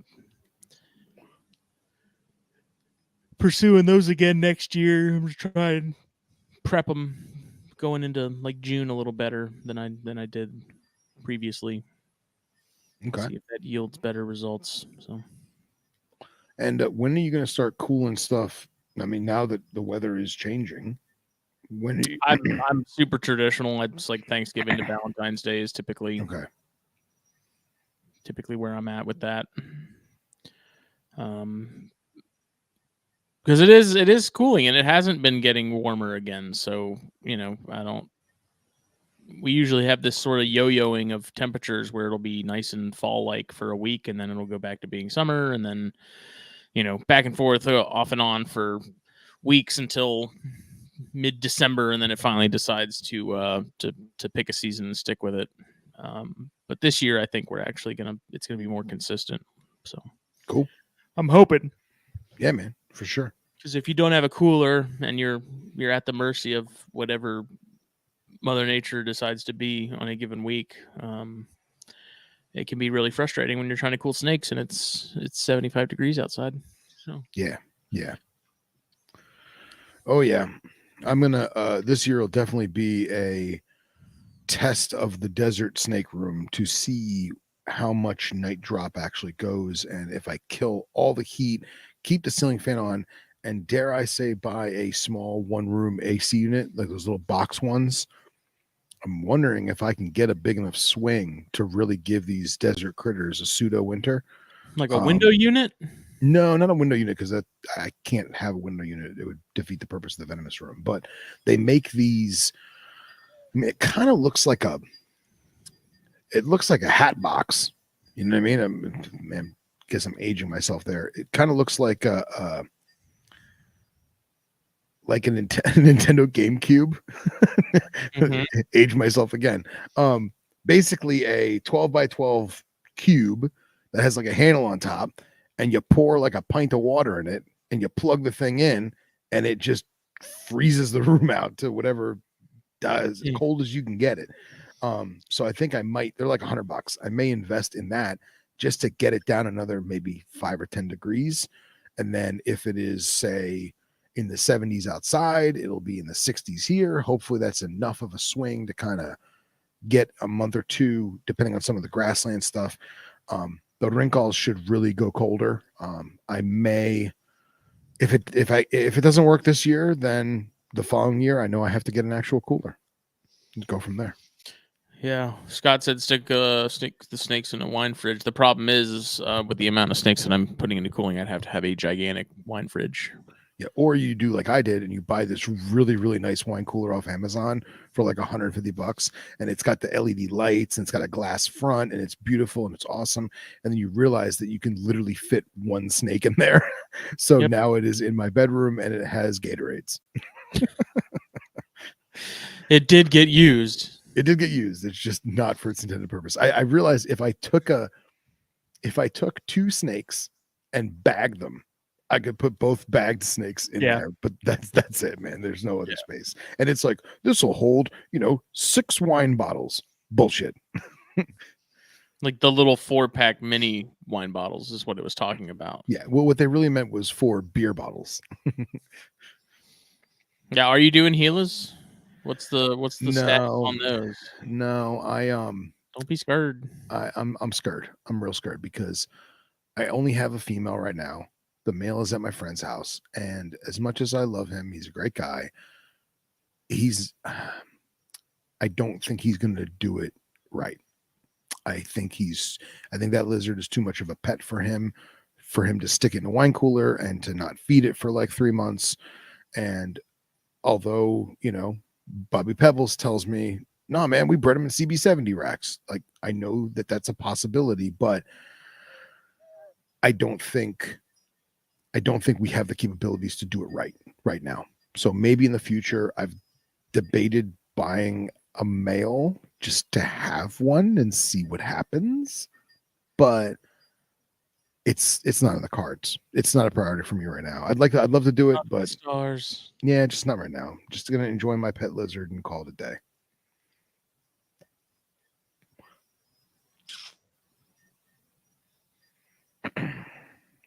Where is Wyman? So Patrick says that the AC unit I was speaking of is a small evaporated cooler He says that that won't work in high humidity. So my question, Patrick, is what would constitute high humidity? Because it is legitimately a desert room, and the highest humidity it gets is like 46, 47%. And that's if I'm having a thunderstorm outside. What if you put a dehumidifier in there? I could. I didn't want to do that because there is some temperate stuff in there, like North American The colubrids. cooler can pitch and the dehumidifier can catch. That could work. It could definitely work. But I kind of like having that level of humidity, anywhere from 35 to 45, depending on the rain stuff outside, because it is tropical South Florida, semi-tropical South Florida. I feel like it is beneficial to species like the Cerastes, where they get water once every 6 months. So much like our recent findings on chameleons, I have a personal theory that they are, because I'm not providing them a microclimate, having the humidity in the room be in the 30s or 40s percentile, it is got to be beneficial to them. It's got to be.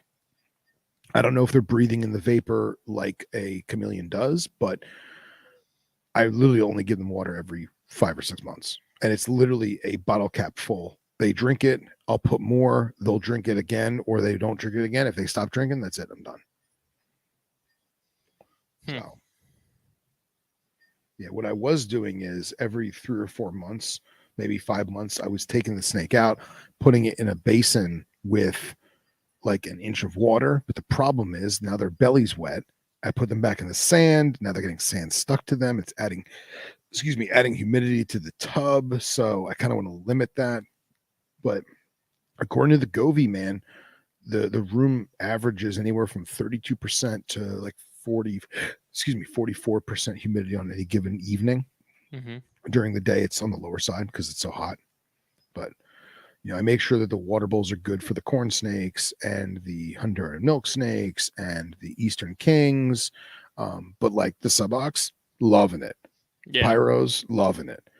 My fuscus, my Australian water pythons, I give them a big water bowl that's always full. If they want to sit in it, they sit in it. If they don't, they don't. They're Queensland, so they kind of don't care.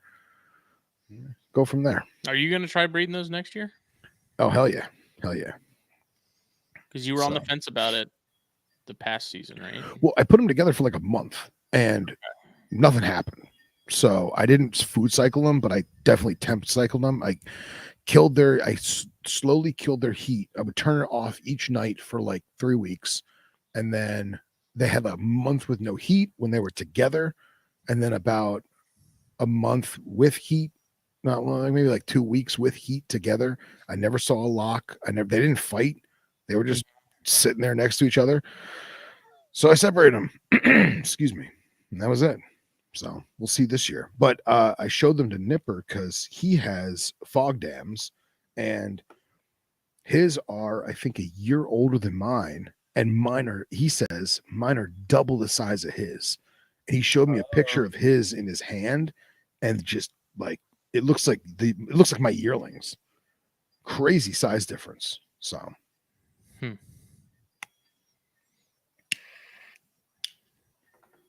yeah, I mean, when he was there, did he have any critiques for the room? And yeah, absolutely. Give you some things that he does with his that you didn't think of? Yeah. His biggest thing was, I have a lot of stuff growing up in tubs, and his thing was, start getting your vivariums together because they're not going to live in tubs forever. They're not. Right. And that is something that's always been in the forethought of my mind, but I feel like I should start doing it. Excuse me. I should start doing it sooner than later. I don't want to get caught with my pants down. Yeah. And I think what I'm going to do is, his biggest thing was, why are those puff adders not on display?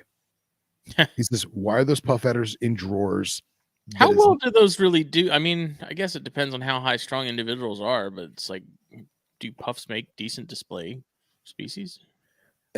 In my personal opinion, they are just like any other Bitis. If you give them the option to hide, they're going to, but they are always on display in that regard. So like, I would, in my mind, putting these puffs, I would probably do like a fake grass wrapper on the back, nice picture of the habitat, Peter Martinsburg, Western KwaZulu-Natal, and maybe even do like a Durban cityscape. I thought that would be kind of cool. Mhm. And then do some sandy, loomy soil with some actual black soil mixed in to match their tone. And then, who was telling me this? I can't remember. I was gonna get hay and just sprinkle hay to make it like grassland. Let them hide underneath the hay. And I can't remember who was telling me this just recently, but they sell it's almost like Timothy hay, but it's a desert version, and that's what the tortoise people give to their tortoises, and for food.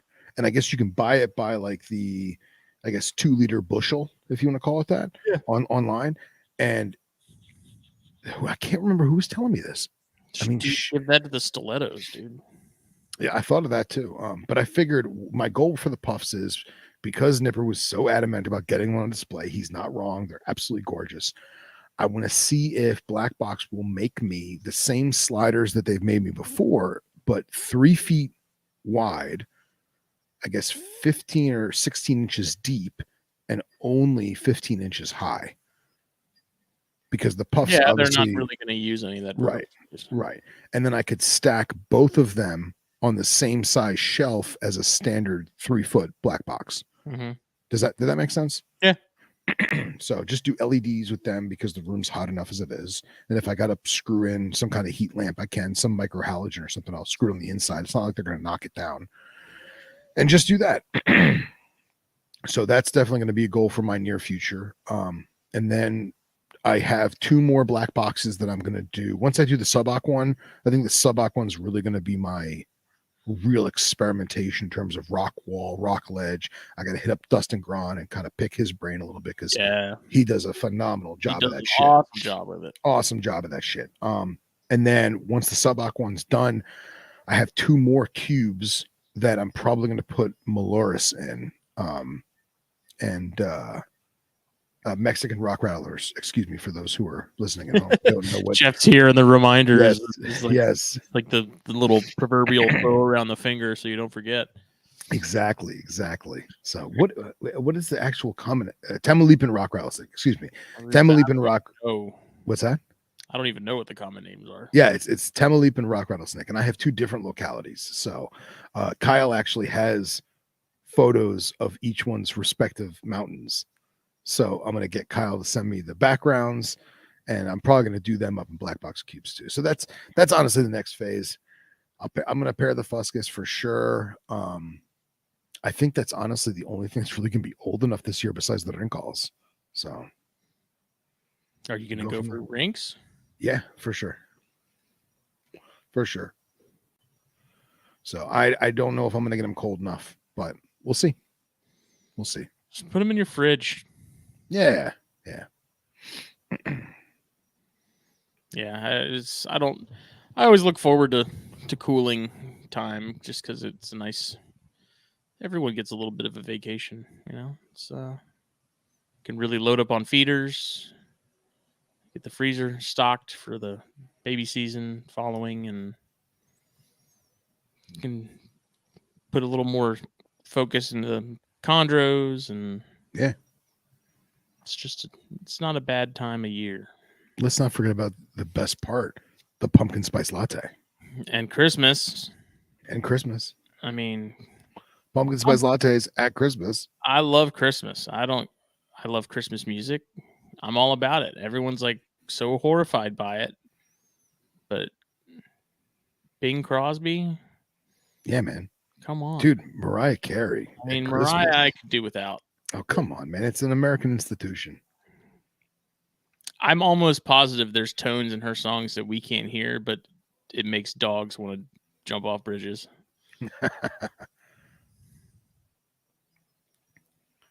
But yeah, season's right around the corner, man. Used to ramp up. Hyperclaws. Scott dresses up like Santa and goes to the malls. Does he? In Australia. That's still such a bizarre concept to me that that's summer for them. and it's Christmas. Yeah. It just feels wrong. Closest thing I've come to that is being in Hawaii at Christmas.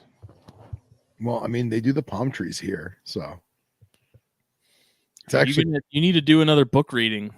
I would like to this year. I'm going to try and plan it out. I wanted to do it last year, and I waited till last minute, and it just wasn't in the cards. And I'm definitely going to do another one this year. I don't know if I'm going to do Night Before Christmas. I might do something else, but I definitely want it to be outlandishly exuberant this year. So that'll be a goal. What book are you gonna do though? I don't know. I haven't decided yet. I don't know. Maybe I will just do Night Before Christmas because it is so iconic. And Jeff Frederick, I thought about alfalfa. That's actually what I was going to use was alfalfa, just because of the color being right. When it gets browned out. But I can't remember who was telling me about this desert grass. Damn. When I remember, I'll PM you. So. What happened to Billy filling the Snakes and Stogies book club? It just hasn't happened. That's all. We've tried. Yeah, it's tough with schedules. That Billy Hunt is a tough one to. I know. I know. Just such a popular guy. He is. I mean, fighting fires, going to Tinley. He's just too busy for us, man. I just talked to Billy literally 5 minutes before the show, and he was working. We were talking about Tinley, and yeah, we're definitely due for a Billy's book club. So we'll get him soon. I got some new books that I got to share. So definitely excited. I mean, the longer we put it off, it kind of works out because that gives me more time to actually get some read. Yeah, oh, for sure. Dude, what, you read your books? I don't have time to read them. I just collect them. I try to. Scott said he'll take Billy's spot. Oh, yeah, for sure. For sure.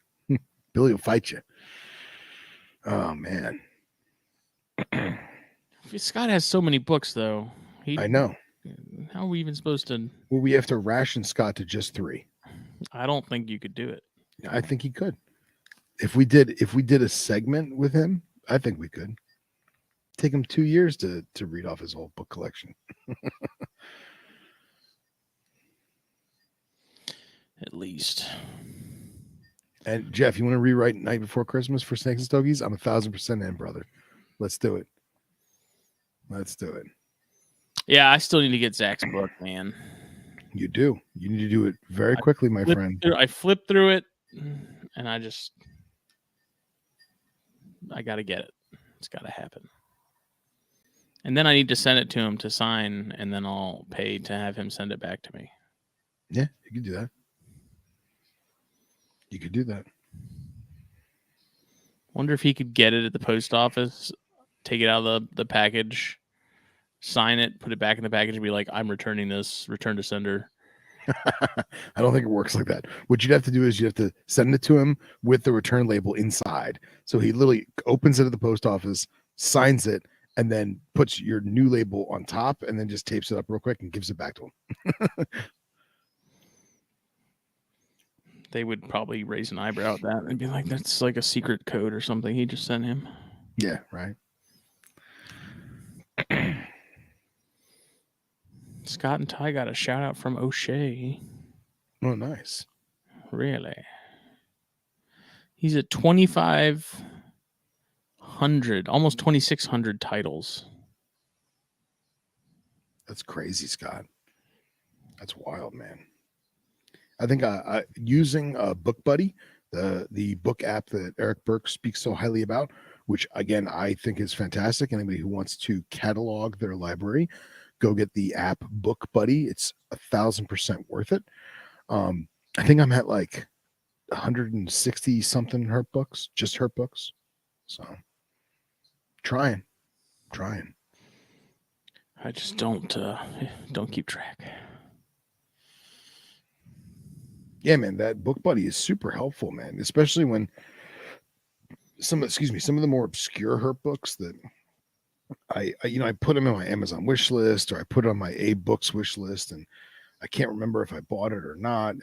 And a lot of the information is, I don't want to say repetitive, but I've got several different books on reptiles of Israel and several different books of reptiles of Africa, and which version do I have? So, but Book Buddy here, I'm gonna try and pull it up right now so you guys can see. So let's do herpetoculture. So according to this, I'm at, okay, I was a little off. So I've got 119 for just herpetoculture, but that's not all of them. I still have probably 40 or 50 that I didn't put into the app. But if you could look at the app here,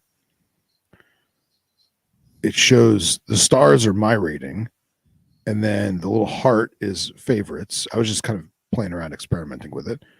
And you literally can scroll. Let me see if I can do this backwards. And it has all the different books. And what you can do is you can actually scan the barcode on the back, which I can't remember what that's called. Scott's going to yell at me. ICN number, I think. I don't remember.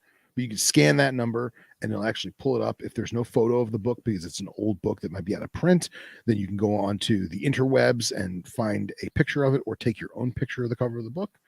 And it gives the author, the publisher, the date of publication, the genre, all of that.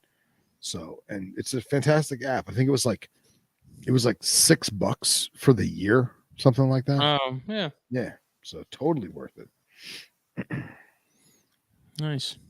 Yeah, man. ISBN number. Yes, ISBN. Thanks, Scott. Thank you.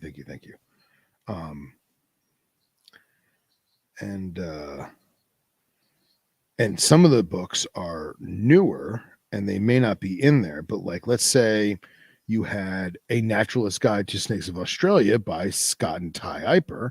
Ha ha ha. And I say, man, I really, really like that book. I can click edit. I can make it a favorite. And this one, it doesn't have a subtitle. It doesn't have a series per se, but it has the publication date. It has the genre. It has a brief thing about it. It tells you the language, tells you the number of pages.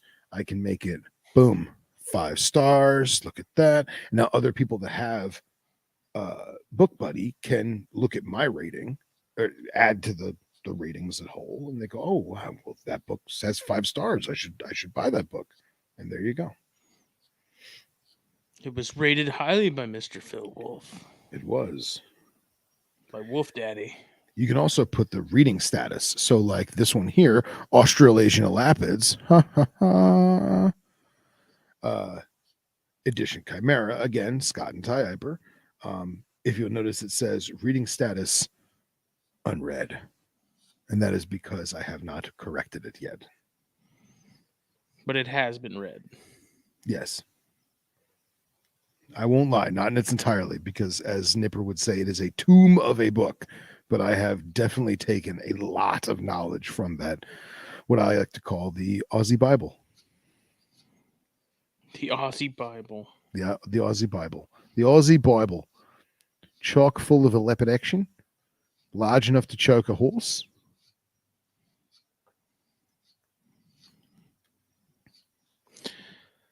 Well, was there anything else you wanted to get into? No, man, I think we covered a lot tonight. It was pretty good. It's a weapon. Yes, it is a weapon. It could be used to defend your home. No, man, I think we covered a lot tonight. It's good stuff. I'm excited for lots to come, man. Lots to come. And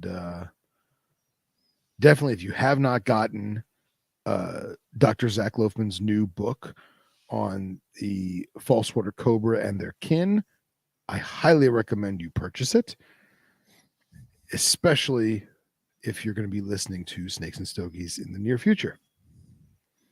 Oh. It's a little teaser for y'all. You're welcome.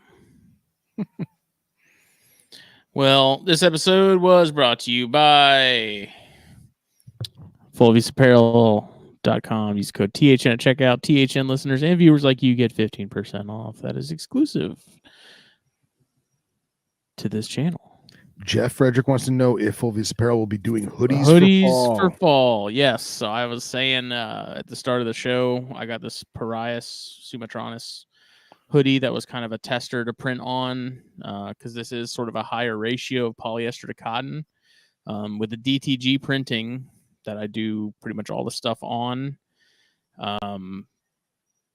it has to be as like higher percentage of cotton the better, because the polyester is waterproof, and since the ink is water based, it doesn't work very well. So printed on these just to see how they do, stuck it in the washer, and it held up fine. So my plan is sometime between now and this weekend, getting some stuff added to the site, and as far as hoodies go, and then making it happen. So nice. The anniversary is tomorrow. I got jury duty tomorrow. Oof. Told you, dude, this month has just been coming in hot. Oh my god. So yes, hoodies will be on the site here soon. BlackBoxCages.com. Check them out. Facebook, Instagram. There's a giveaway going on right now between now and the 30th. $500 gift card up for grabs. Go enter. Go to the Facebook page or Instagram to see how to enter, and then go follow Puget Sound Pythons at on Morph Market or Instagram and Facebook. All things. Stay in the loop with what is going on. Dean was wearing his Subwalk hat then. Nice. That's awesome. Are we going to get a Subwalk shirt or hoodie anytime soon? At some point. So I've thought about doing like those designs, like I did for the hat, on shirts and other things. I just don't know. I don't know how much I like that. Yeah, the hat logos of the snakes pattern I think is awesome, but for like a shirt, you should do some kind of West Texas, Boger Tophus deliciousness. Yeah. I got to I'm trying to get more non-snake stuff up, because I feel like it's fairly leaning. It's leaning heavily on the snake side, which is cool and all, but it's very snake centric. I was working on a Pasilotheria design the other day, because I do want to also add more invert stuff into the mix as well. Cool. So slowly working on it. It's just again, time has not been my friend lately. So that's all right. You'll get it. But hopefully once this month sort of finishes up, things will calm down a bit. And could you embroider the trim on the shirts like that? It's a good idea. What do you... I'm not sure I know what you mean. The trim. Yeah, like the actual stitching. Oh. I mean, maybe that might take a lot. I don't know. I don't think I'm fully understanding what we're talking about. He'll send you a proof. Something, yeah. Cold-blooded caffeine. Can't forget to mention Trey and the gang. Use the link below. Grab yourself some coffee stuff, coffee accessories. We are still sort of in the process of getting our thing together. I think we're kind of just waiting on me at this point. So, yeah, stay tuned there. We'll have sort of an official announcement of sorts and things when the time comes. But if you like coffee, I do not think you'll be disappointed. I'm not. Not at all. It's pretty good. I will also get to say that this past week I got to taste the NPR blend. Oh. And that was muy delicioso.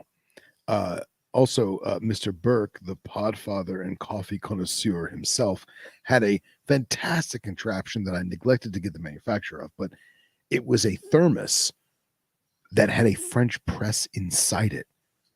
Oh, So you put in your grind and you French press inside the thermos, remove the mechanism, and now just walk away with your just thermos ready full to of go. coffee, ready to go. So, yeah, I like it. cold blooded caffeine. Check it out. We'll be back Thursday for THP.